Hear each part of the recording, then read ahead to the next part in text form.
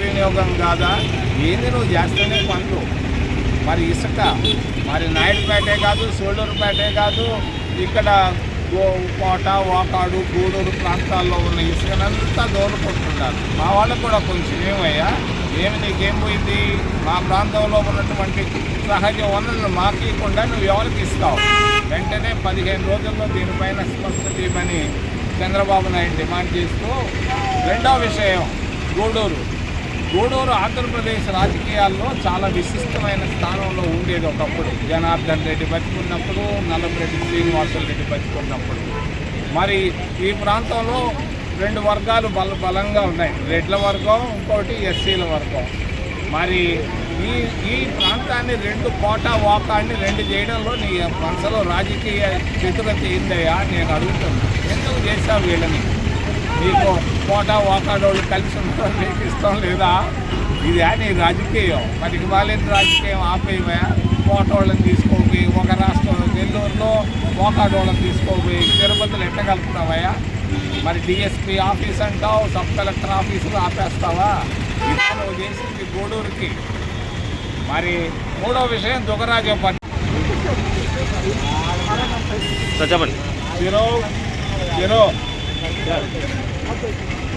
తీసుకొచ్చానంటే దాదాపు 1,00,000 మందికి ప్రభుత్వ ఉద్యోగాలు ఏర్పాటు చేసేదాని కొరక తీసుకురావడం జరిగింది. మరి 11 ఏళ్ళ నాడు నువ్వు జాబ్ రాసి ఆపేవు కదా, ఎందుకు ఈరోజు దాకా దుగరాజపట్నం ఓడరేవు ప్రారంభం కాలేదు? నేను అభివృద్ధి అంటావు చంద్రబాబు నాయుడు, నువ్వు అభివృద్ధి నిరోధకుడని అంటే నువ్వు బాధపడతావు కదా. ఇది నువ్వు అభివృద్ధి నిరోధకుడని చెప్పేదానికి అవకాశం మాకు దొరికింది. జాగ్రత్త, నువ్వు చేసే పనులు ఎవరికి తెలియదు అనుకుంటున్నావు. అన్నింటిలో చాలా బలహీనంగా అయిపోయినావు. నువ్వు ఆకాశంలో ఉన్నావు నువ్వు అనుకుంటున్నావు, హెలికాప్టర్ నాయుడు. మరి నువ్వు దిగిరా భూమిపైకి, నీ పరిస్థితి అధ్వానంగా ఉంది, నీ చెడ్డి ఊడిపోతుంది. జాగ్రత్త. మనవరం బెల్ ఫ్యాక్టరీ పనులు ఎందుకు ఆపారు? నేను అవసరం ఏమొచ్చింది? దీనిపైన కూడా వెంటనే మన్నవరం దుగరాజపట్నం ఓడరేవు పనులు ప్రారంభించాలని, గూడూరు కోట వాకాడును 2ని కలిపి బలవంతమైన ప్రాంతంగా మార్చాలని. మూడవది ఇసుక సిలికాన్ మా వాళ్ళకి ఏంది కష్టాలు పడుతున్నారు కూటికి లేక. ఏం కోరుకుంటారు? ఏం పోయింది ఇది?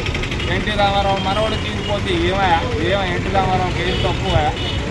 ఈ ప్రాంతంలో వాళ్ళకి ఇవ్వాలని నేను డిమాండ్ చేస్తూ 15 రోజుల్లో నీ సిండికేట్ లేదు, ఇండికేట్ లేదు, నువ్వు వెనక్కి తీసుకో మా వాళ్ళకి, లేకపోతే మా వాళ్ళు చుట్టూ జాగ్రత్త.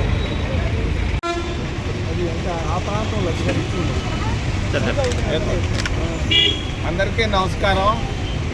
గూడూరు గడియారం దగ్గరకు వచ్చి మీ ముందుకు రావడానికి కారణం 3 అంశాలు.